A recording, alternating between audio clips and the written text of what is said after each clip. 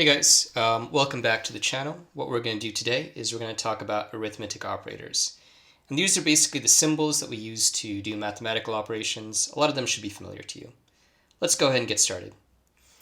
So what we want to do is we're going to start with a price. Let's say dollar price equals 5.3.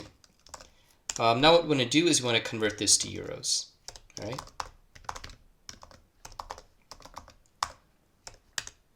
So we're going to calculate the euro price by using some arithmetic operators. I'm going to say euro price equals dollar price times 0.95. Really simple, right? We've seen this before. So this right here is an example of a multiplication operator. So we'll print euro price, and then this is our number of euros. Now let's do something a bit more complicated. Let's say that we have a temperature in Celsius. So we have a Celsius temperature of 33. All right. So what we want to do is we want to multiply that. We want to multiply this by 9/5 and then add 32 to get our Fahrenheit temperature. So we can say our Fahrenheit temperature be equal to 9 divided by 5 in parentheses times our Celsius temperature. I'm just going to move this over here to give us more space, times our Celsius temperature. And we're going to add 32 to the result of that, hence parentheses. All right. We'll print out our Fahrenheit temperature.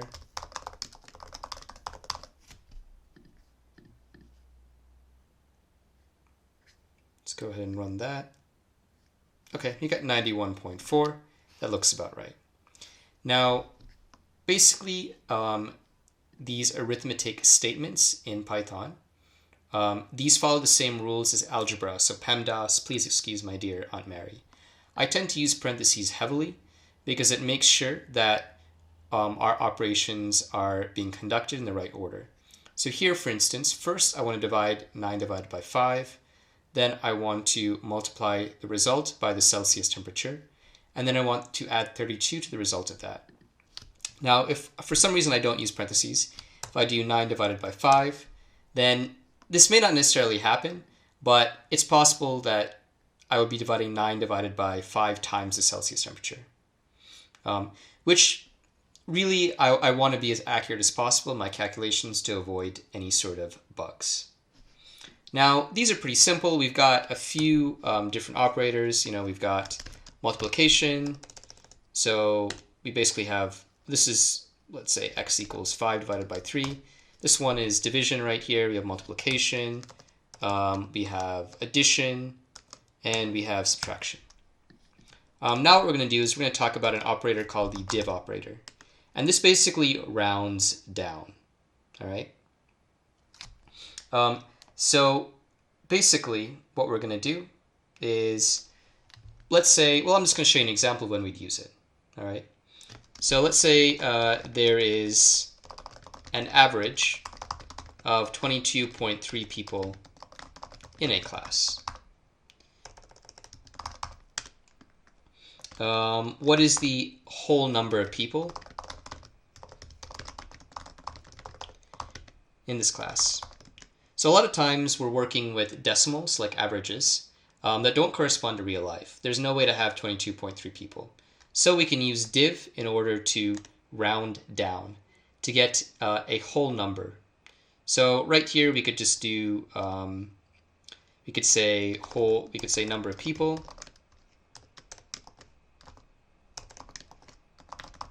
equals 22.3 /1. All right, let's go ahead and print out number of people.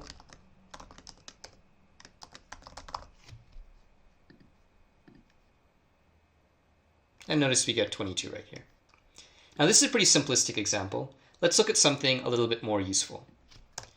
Let's say there are 59 people in a basketball tournament. I'm just going to put this up here. This is the symbol. There are 59 people in a basketball tournament.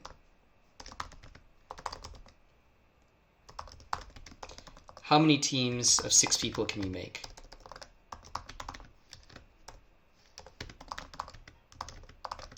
So basically, we're going to use div to see how much or how many groups of 6 we can fit into 29. That's the same thing as dividing and then rounding down to the nearest whole number, rounding down to the whole number. So the way we could do this is we could say number of teams equals 59 / 6. Print out number of teams. And then we're going to get 9. So 9 times 6 is 54. So that's the maximum number of teams we can make out of 59 people. All right.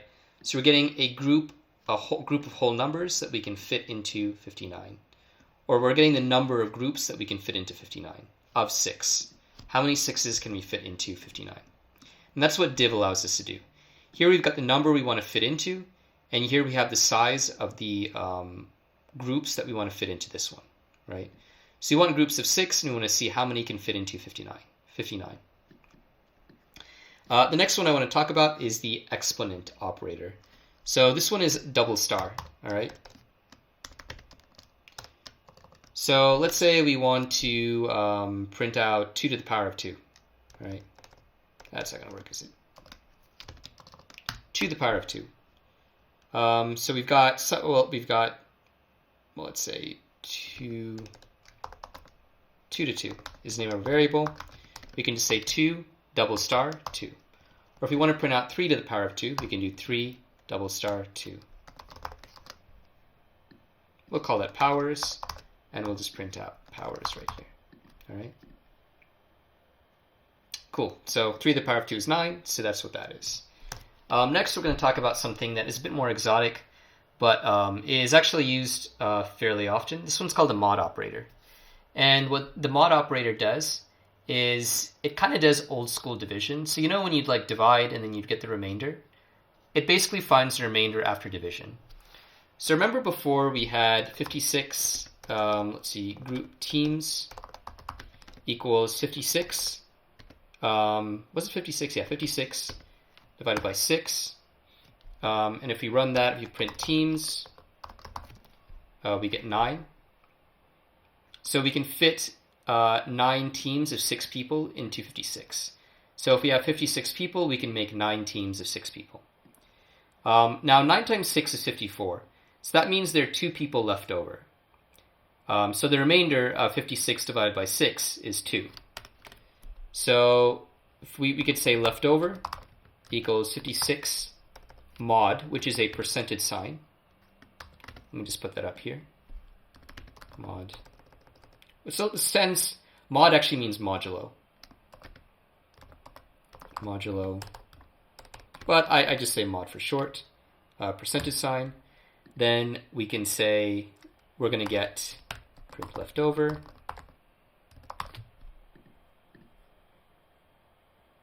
We're going to get 2. So this is for our div, for a double slash, and this is for our remainder 2. All right.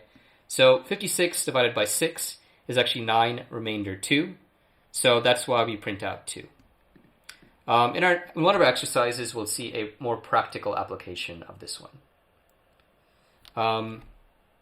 Let's look at actually one more example of modulo that I think probably a lot of people kind of overlook, but this is actually used surprisingly often. So let's say we want to know whether a number is even or odd, right?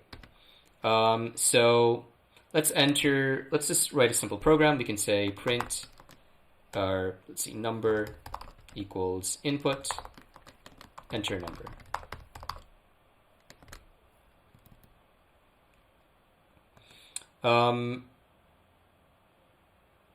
So what we want to do is we want to see whether that number is even or odd, okay? So we enter a number, and, well, actually, let's just start with something different. Let's say number equals 56, all right? So 56 is even, right? So result equals 56 divided by 2. Are we going to have any remainder if you divide 56 by 2? Let's print that out.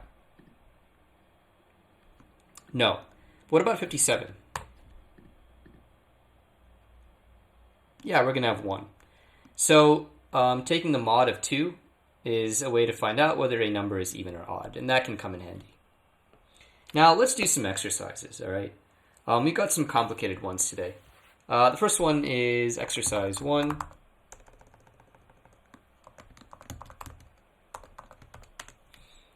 Calculate the volume of a sphere.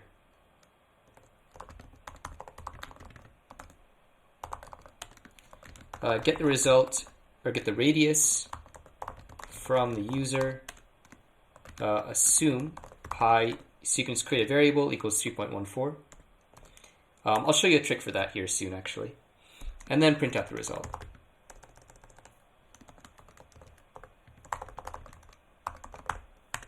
So as always, be sure to pause the video, try the exercise, attempt the exercise, and then look at the answer.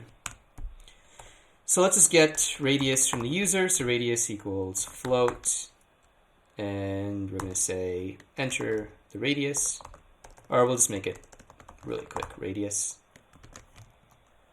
Now, the volume of a sphere, you should have probably looked this up online, but the volume of a sphere is going to be, well, let's create another variable for pi. We'll say pi equals 3.14. And we can say volume equals 4/3 times radius to the power of 3 times pi. And let's see what we've got right here. We have some sort of, it's got to be radius, not r. And then print out volume.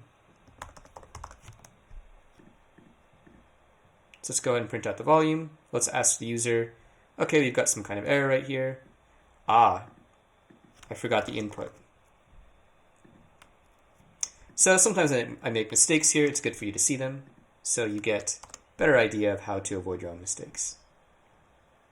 Okay, radius, let's enter 5, and the volume is this. Just to make it a bit more prettier, the volume is,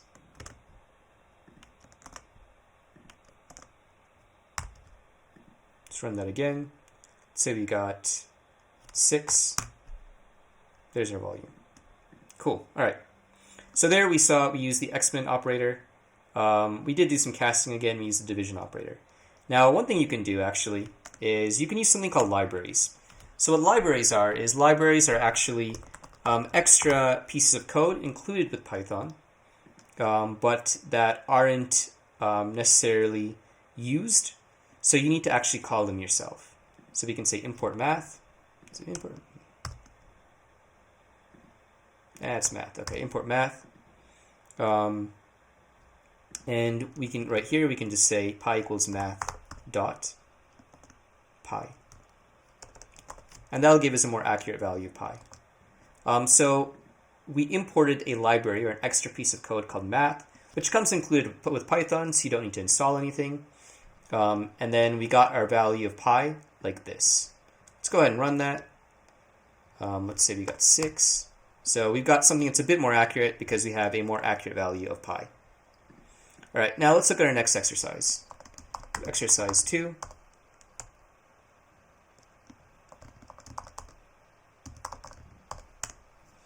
So here we have 23 eggs, and we want to sell them in groups of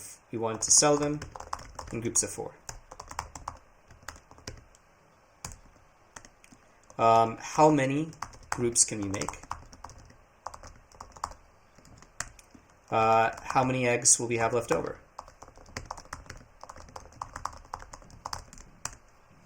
So, first of all, we need to output the answer to these two questions. All right. So let's say eggs, or number of eggs. I noticed that like all my variable names correspond to the question, are very clear. This is really important because as you start writing more and more code, then if you don't have variable names that make sense, you're just going to get really confused. And worse, if you're working in a team with other people, they're not going to understand what you did or what these variables are used for. So make sure that your variable names actually make sense. So let's say number of eggs equals 23. groups is going to equal 23 div 4, and then leftovers will equal 23 modulo 4. Let's print out groups, and then we can just say number of groups, and we can say number leftover.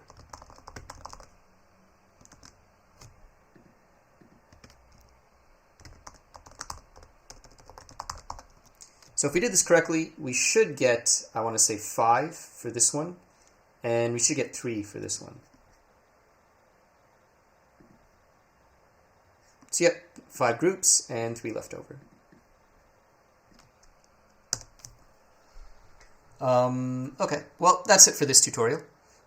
If you enjoyed this and you found value in this, please make sure to like and subscribe to see more tutorials. Our next tutorial will be on if statements. Anyways, have a nice day.